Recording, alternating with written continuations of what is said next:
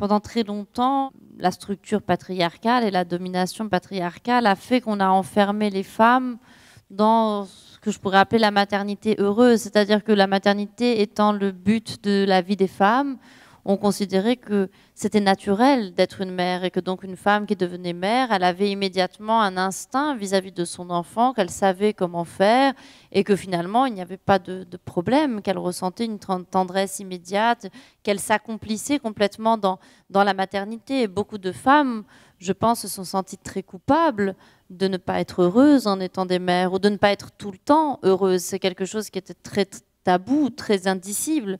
Moi-même, je me souviens que quand j'étais adolescente, j'entendais les discours sur ce que c'est de devenir mère et tout le monde disait « Tu verras, quand tu seras mère, tu ne seras plus jamais seule. Tu découvriras le plus grand amour que tu aies jamais vécu. Ça va être extraordinaire et tu seras comblée. » Et ce n'était pas du tout vrai. Bien sûr, j'aime mes enfants plus que tout. C'est pas la question, c'est-à-dire que je me suis parfois sentie très seule avec mes enfants. Je me suis parfois sentie très désemparée. Je me suis parfois retrouvée dans des moments où j'étais agressive alors que je ne le voulais pas. Mais j'avais honte de le ressentir parce que je pensais que si je ressentais ça, c'est que j'étais une mauvaise personne, une mauvaise mère. Donc j'avais envie dans ce livre de montrer que la maternité, c'est une expérience complexe. Ça n'est pas une expérience qui n'est faite que de bonheur, de tendresse et d'affection.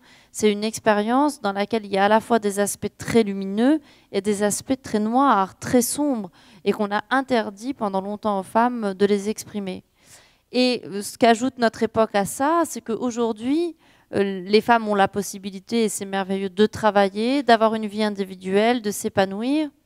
Alors, pour vous raconter une anecdote, moi, quand je suis arrivée à Paris, je me souviens que je voyais les femmes, j'habitais dans le centre de Paris, et je voyais les mamans le matin, très belles, les Parisiennes, quoi, sortir dans leurs belles robes, bien maquillées.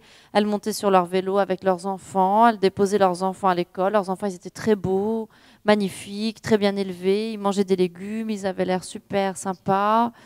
Et après, elles allaient à leur travail très, très intéressant. Et ensuite, elles rentraient le soir. À 19h, elles allaient dans une galerie d'art. Elles buvaient un verre de vin. Elles n'étaient jamais malades, même quand elles buvaient 3 verres de vin. Et puis, elles fumaient des cigarettes, mais elles avaient une peau magnifique.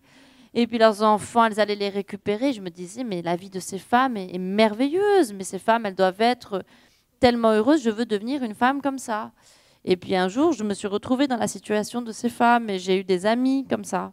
Et je me suis rendu compte qu'en fait, ces femmes, parfois, elles s'enferment dans les toilettes pour pleurer. Que parfois, ces femmes, elles ont envie de tuer leur mari. Que parfois, ces femmes, elles se sentent très, très seules parce qu'en fait, elles rentrent le soir, la maison est en désordre, les enfants n'ont pas fait leurs devoirs, qu'en plus d'avoir travaillé toute la journée, il faut qu'elles pensent aux courses, à l'inscription.